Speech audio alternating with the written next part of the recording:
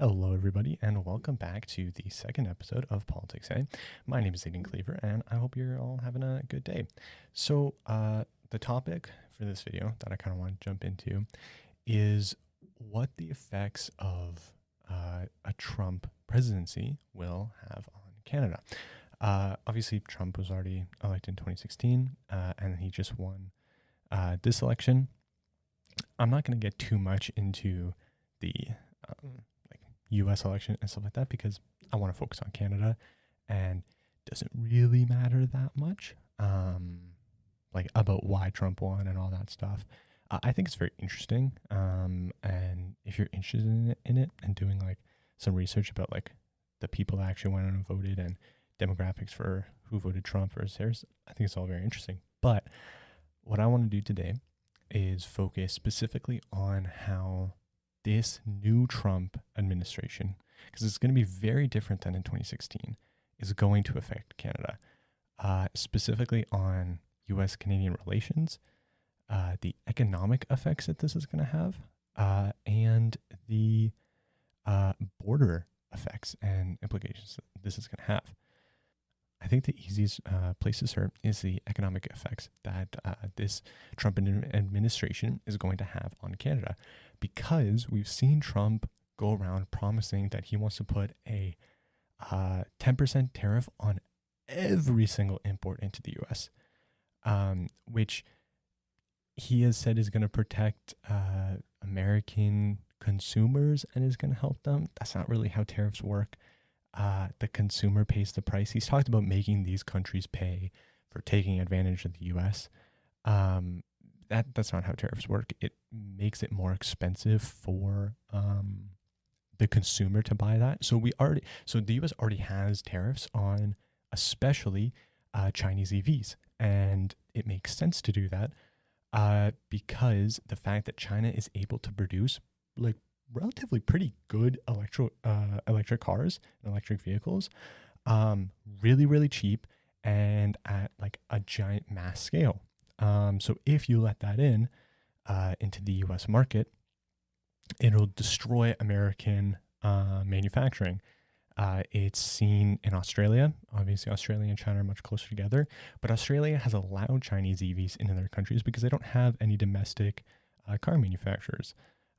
Europe has been trying to fight against it because they obviously have car manufacturing companies like Mercedes and Volkswagen and all that stuff. And then the U.S. obviously has like Ford, GMC, Stellantis, all those companies. So the U.S. obviously wants to protect those companies. And the reason nobody really buys Chinese EVs in the U.S. is because they have, I believe it's about a 100. I think they've even talked about a 200% tariff, which makes it really, really expensive for a person to buy.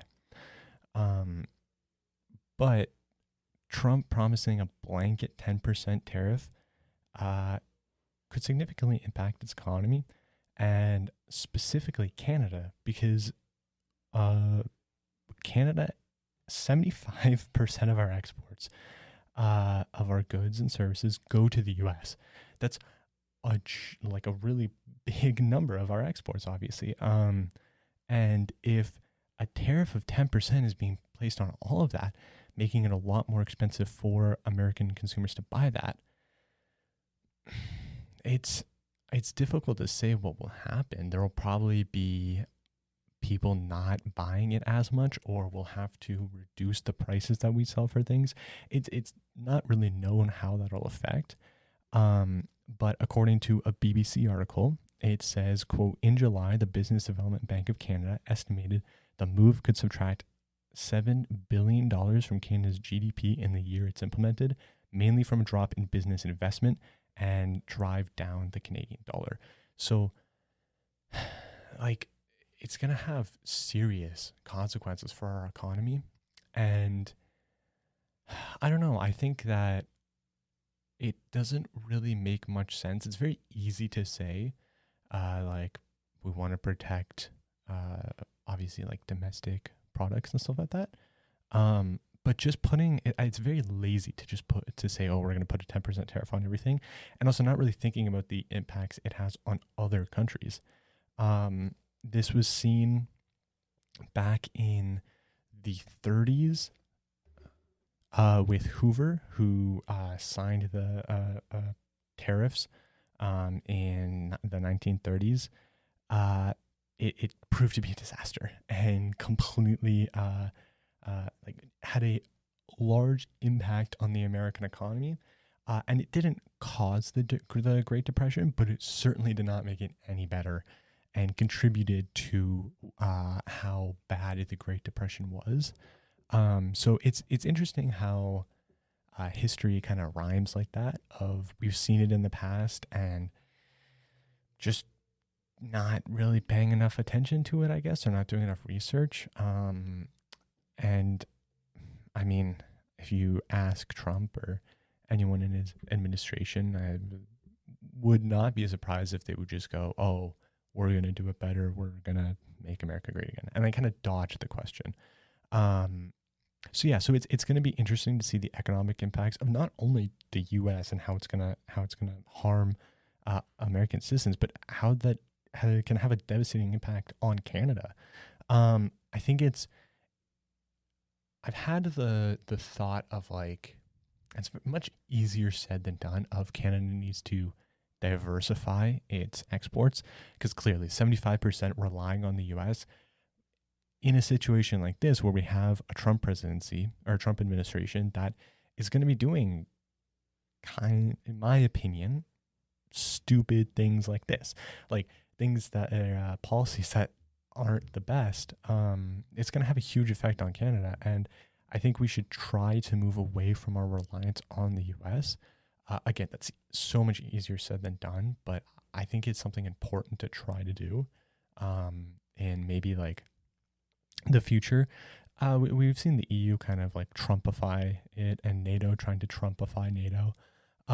So I think Canada maybe should have learned from 2016, but you know, it is what it is. I think going forward, we need to be like, okay, we need to start getting better export connections across the world.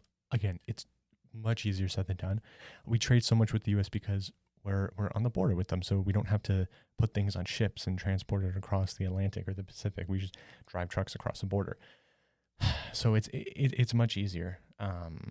But I mean, talking about the border, one of the impacts that Trump's presidency is going to have is, he's talking about like this mass deportation.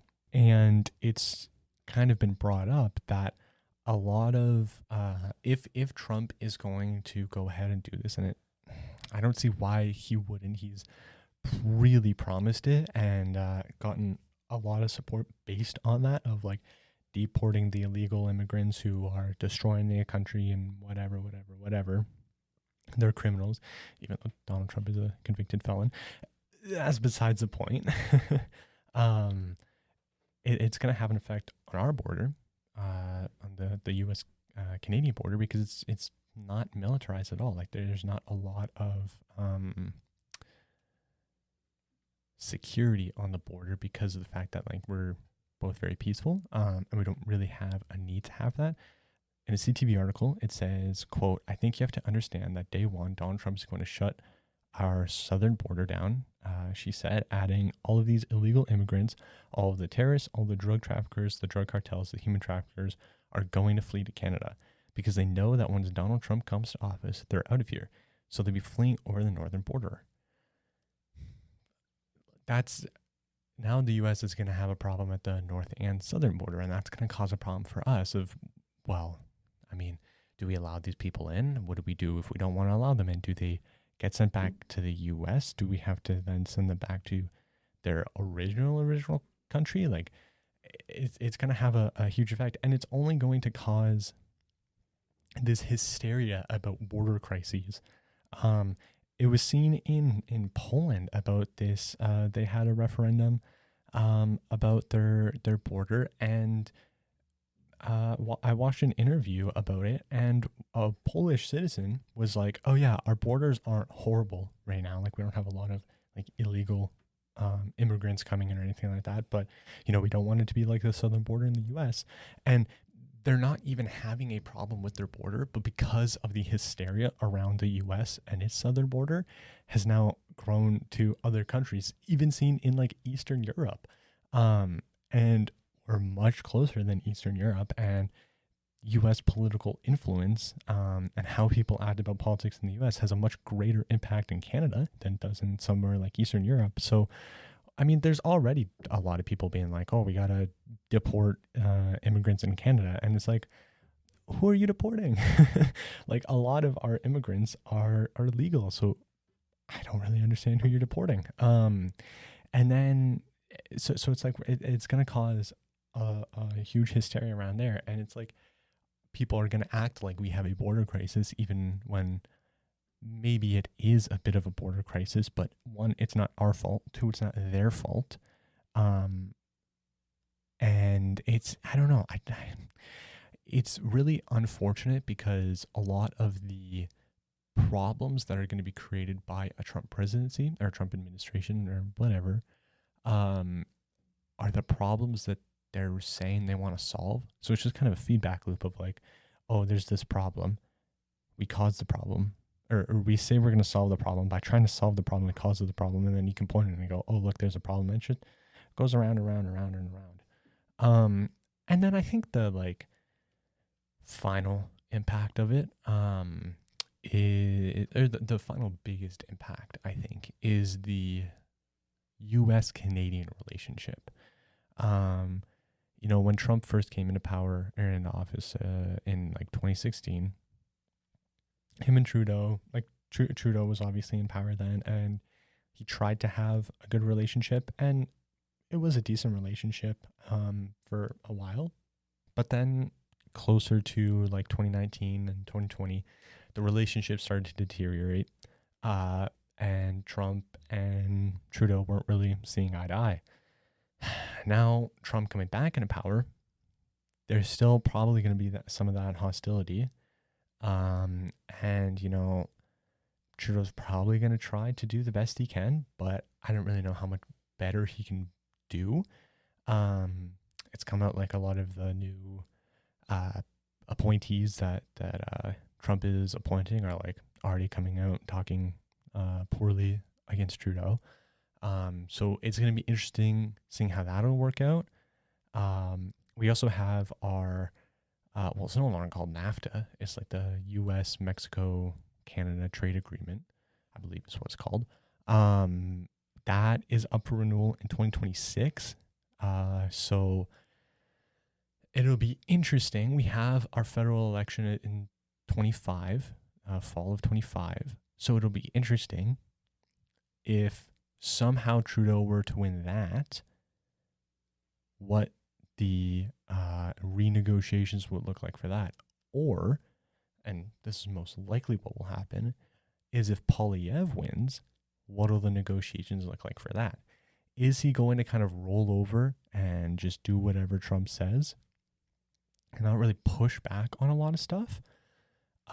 Or is he going to? Is he going to push back against Trump and, you know, actually do what's good for Canada like he said he wants to do and what he's promised to do? You know, he made a post on Instagram talking about like wanting to protect Canadian jobs and not send more money to the US and jobs to the US. So I think it's, you know, there's part of me that thinks that Poilievre will actually do a good job against it, and I hope he does. Regardless of my opinions on Poilievre, I hope he does a good job. And there's part of me that thinks he will, that it'll look really good for him to kind of push back against the US and be like, no, we want proper like trade agreement deals, and we want proper US investment in companies and whatever. But there's also a part of me that I think there's a chance that he will roll over a little bit and just do whatever Trump says, and Trump will be able to bully him and push him around a little bit, because that's what Trump's good at. He just pushes his opposition around and bullies them, and then just gets them to do whatever he wants. It'll be interesting for that. It'll also be interesting if a like in negotiations of Canada with the US, with Trump, it's kind of a consistent thing of if you want something, you can get it, but you just have to like tell him he's a great guy and just if you can inflate Trump's ego and get him a headline to be like, oh, Trump got this and Xi Jinping said he was the greatest man on earth. Meanwhile, China was getting some favorable deal. Um, like as an example, I believe that's a real example. I'm just gonna use it as a like imaginary example because I don't know for sure. But as an example, if that were to happen, Trump is good is like easily played by that of if you just inflate his ego and tell him that he's great, he'll kind of just solely focus on that and doesn't really care about anything else. So it'll be interesting to see if in negotiations Canada will kind of focus on that and like try to hype him up as much as possible while trying to get good deals for Canada. It'll be interesting to see like if and when Polyev comes into power, because I'd really doubt that Trudeau's gonna win re-election. I doubt that even if he were to step down, the Liberals will win re-election, and I highly doubt that Jagmeet Singh and the NDP will be able to win re-election. And then obviously the Bloc has zero chance of ever winning. And then the Greens as well don't have a very high chance. And I mean, the PPC are like not really that big anymore because COVID's over, and that was kind of their main focus. But it'll be interesting to see how Polyev deals with that. Of is he kind of gonna publicly be like, oh yeah, Trump's great, we love Trump, we love the U.S., blah blah blah, and then behind closed doors, he's actually getting good deals done. And then once it's done, he's gonna come and be like, oh, look at this, we got this, and this, blah blah blah. Or if he's gonna be combative towards Trump and like pushing back and be like, no, we're not gonna just do whatever you want and kind of just be someone that you can just kind of push around and use. Like, no, we're here to get good deals, and that's what we're gonna get. I think it's gonna be interesting. I mean, I think it's much more interesting to look at like the difference in way Trump is going to treat Trudeau versus Polyev. Obviously, Polyev is conservative and Trump is obviously very conservative. So it's going to be interesting to see that. It's going to be interesting, I think, to see like if you go to Polyev's Instagram post, the one where he like congratulates Donald Trump, a lot of his comments are like, oh yeah, Trump Polyev, this is going to be great, this is going to be amazing. It's going to be interesting to see like, are people going to expect Polyev to act similar to Trump and whatnot? Because I think there's obviously there's a lot of Canadians that probably would have voted for Trump if they could, but I don't know if he's going to kind of lose the more moderate center right people, because if you want to vote for Trump, you're fairly far right. But in Canada, like our Conservative Party is not very far right. Like it's pretty center right leaning. And then like our Liberals are pretty center left, and NDP is pretty left. But like in the U.S., it's like the Republicans are pretty far right, and then the Democrats are still right. Like they're not really left. So I think it's going to be interesting how people kind of the expectations people put on Polyev in acting like Trump or respecting Trump. Like I think it's going to be interesting. Are people going to, if Polyev pushes back against Trump, are people going to look at that like fondly? Like the people who like Trump, are they going to be like, oh yeah, Polyev's doing what's right for Canada? Trump's trying to push us around and give us bad deals to go Polyev? Or are they going to look at it and be like, no, you need to listen to Trump, do whatever Trump says. He knows what's right. I think that is going to be interesting to look at. And like, are we going to see with those same people like wanting similar policies that the US has implemented in Canada. Um, I mean, abortion is being talked about somewhat frequently in Canada now. Started with the NDP. I think obviously sparked because of the US. But it started with the NDP, Jagmeet Singh coming out, making a big deal of it, being like, yeah, we are like pro-abortion. We like um, support like the right for women to choose their body, their choice. Um, and then now Trudeau has come out and is saying stuff about it, but Polyev has been pretty quiet about it and hasn't really said anything about um, abortion. So I think it's going to be interesting to see, like, is that actually a big problem for Canadians? Obviously, it's a huge problem in the U.S., but it's not really a big problem in Canada.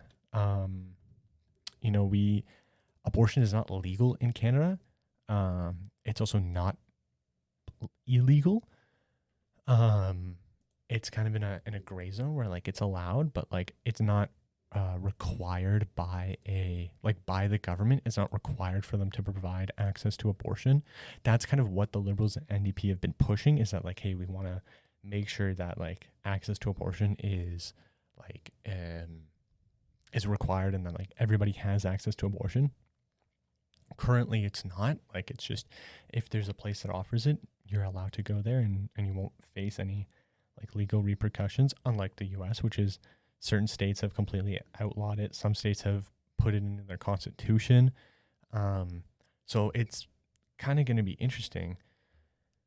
Like, Polyev kind of has talked about like not legislating it, also not using the notwithstanding clause on it.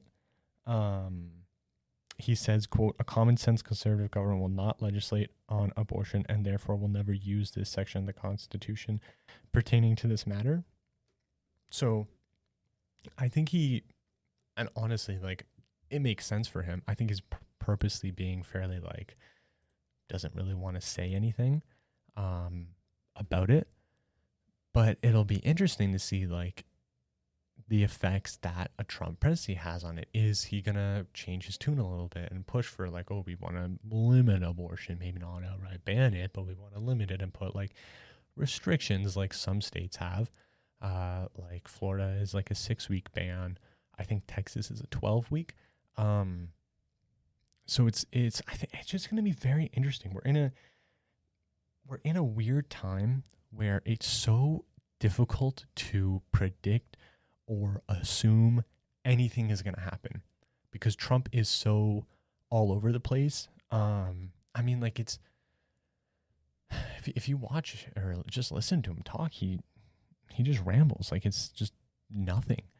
I think I'm not like full conspiracy theory, like he's full mental decline like Biden. Biden obviously has had like mental decline. He's just old. Trump's also old.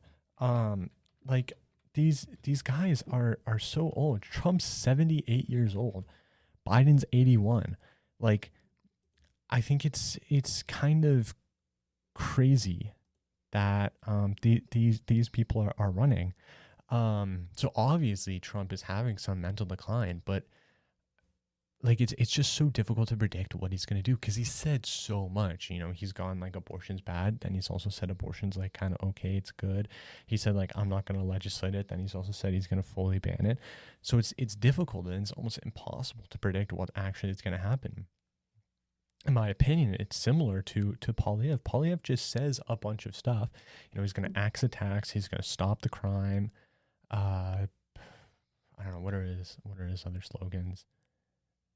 Oh, build the homes, all this stuff. But, you know, I didn't really talk about like the policies that they're actually going to implement for it. And it's a lot of kind of following Trump's footsteps. And this is a later episode I want to do a much deeper dive into, is this rising in populism, mostly used by the right.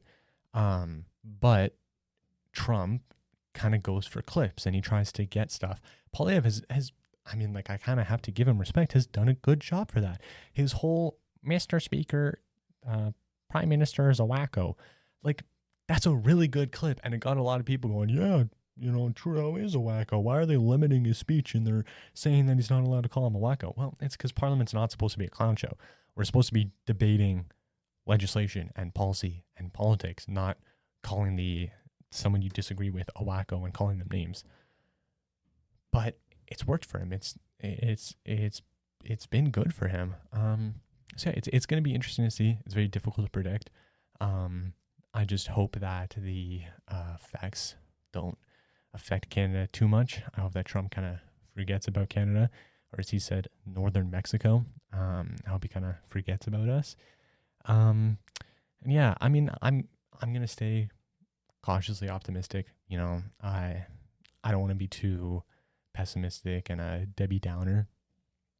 I'm gonna try to be positive about it, and I think you should too. I mean, you can only control so much, so there's no point in dwelling too much on stuff you can't control. But on that note, I appreciate you all for listening. I'm trying to get some guests lined up, so it's not just gonna be me talking to myself.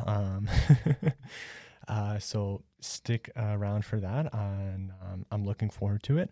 And yeah, I hope you all enjoyed listening to the second episode of PoliticsEh, and I will see you all next time. Bye-bye.